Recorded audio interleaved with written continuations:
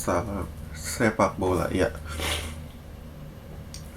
Dimana di sini gue akan bahas satu match tentang semifinal Euro, yaitu Italia menang adu penalti 4-2 ketemu Spanyol. Nah, di sini gue akan memberikan gambaran sedikit tentang pertandingannya, di mana Italia bermain dengan formasi andalan mereka saat ini yaitu 4-3-3, dan ya seperti yang sudah gue bilang di preview gue, kalau Emerson yang akan bermain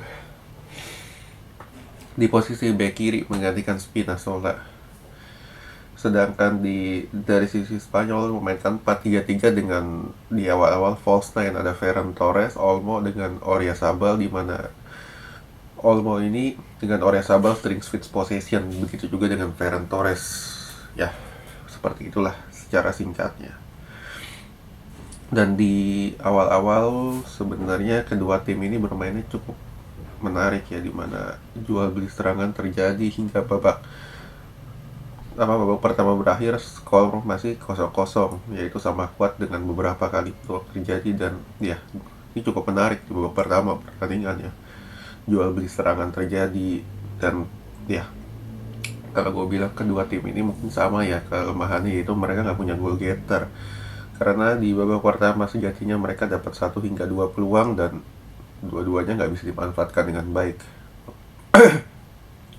Lalu di babak kedua si dua pelatih ini melakukan perubahan, di mana Immobile ditarik, kalau Berardi masuk, sementara dari Spanyol Ferran Torres ditarik, Morata masuk, hingga dapat gol dari Chiesa, lalu Spanyol dari Morata 1-1 hingga babak perpanjangan waktu. Skor masih 1-1. Masuklah ke babak adu penalti. Di babak adu penalti, ya kalau gue bilang namanya adu penalti ya untung-untungan juga. Di sini nggak bisa salahkan lu nggak bisa salahkan bahwa si ini bodoh, si ini pintar segala macam, karena ini udah masalah mental kalau misalkan adu penalti. Dimana di sini contoh gampangnya siapa, Olmo di babak biasa mainnya cukup oke, sementara adu penalti ini pemain muda pertama kali ngambil adu penalti, sebagai pembuka juga mentalnya nggak kuat, tendangannya ngawur kemana. Locatelli pun sama, tendangannya kemana, kena tip. Nah, dimana di sini selain itu juga Morata pun sama, arah penaltinya gampang banget ketebak, dimana di sini dia nggak fokus sehingga Donnarumma bisa gampang. Nah, di sini yang gue mau soroti dari penampilan Italia adalah kembali lagi mereka bermain nothing tulus, bermain apa adanya, sementara Spanyol di sini ketika memasuki babak adu penalti mereka agak pressure istilahnya, dimana tekanannya mungkin ya kalau gue bilang ini cukup kuat di Spanyol, sehingga ketika mereka mengantongi babak adu penalti yang santai dalam mengambil siapa, Thiago doang.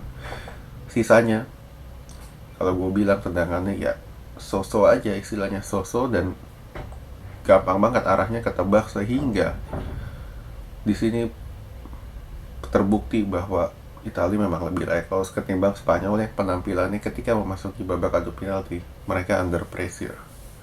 Oke, sekian dulu.